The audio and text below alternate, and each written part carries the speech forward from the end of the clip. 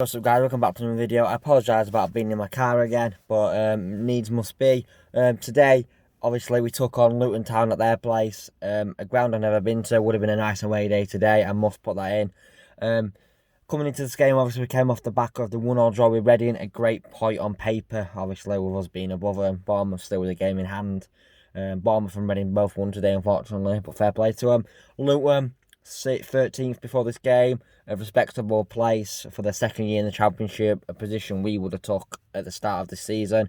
But yeah, a good team. Obviously, Nathan Jones went back there after having a stint at Stoke. Good manager, passionate team, passionate club, and like I say, would have been a nice away day. The first 20 minutes of the game didn't really consist of much. It were a big, lumping back and forth, trying to catch each other out with a long ball. Each team were trying to press, not playing too much out of the back. Then after 20 minutes where we were, you would want to say poor after the performances we've been putting in this year.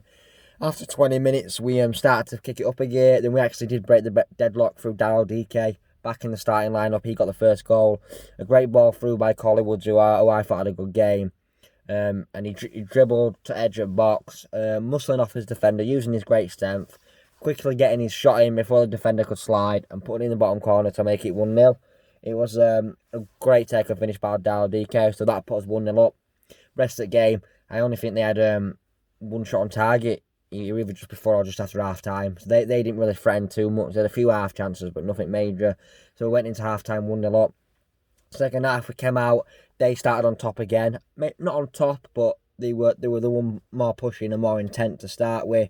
But then once we got our foot on the pedal a bit and we started to play football a bit more, we went a bit better. It wasn't the best game of football, a lot of lump balls, but you got to do what you got to do. And eventually we did get the second goal through the same man, Daryl DK, the USA International. What a beast he's been this year. His 7th goal, 2-0. It was a well-taken goal as well. It was all from Woodrow, who had the ball on the edge of the box, skipped through a few people, ended up having to toe peg a shot because they were about to get tackled.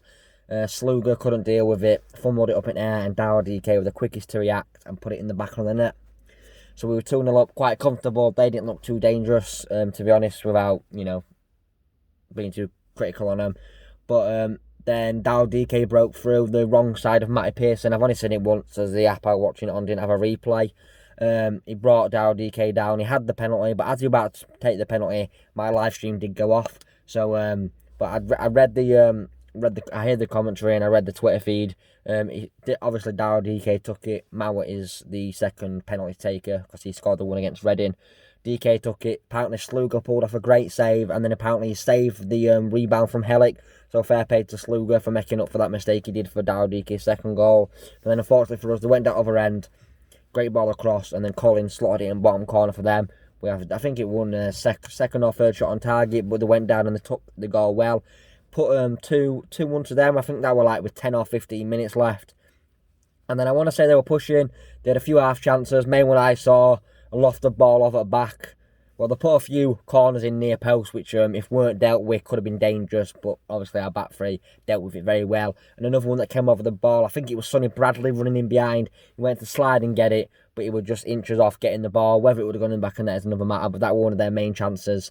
And then I think it was Luar, how you say his name, had a shot in the last minute that he blazed off at bar.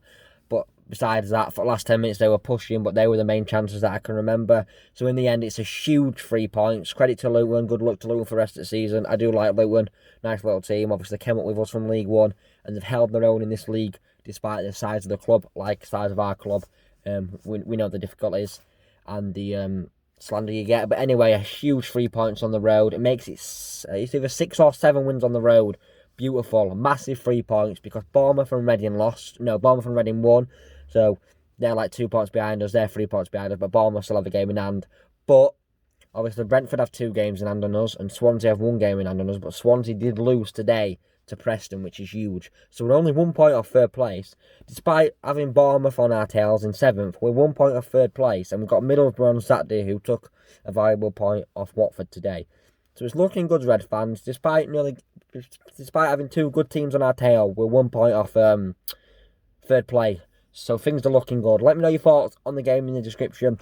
I hate doing these after match reviews. I would have loved to have been there today. Another away day, another 3 points. It would have been amazing. But hopefully we'll be back next year, Reds fans, or even in the playoff final. But we'll find out. Let me know what you think about the game in the comments.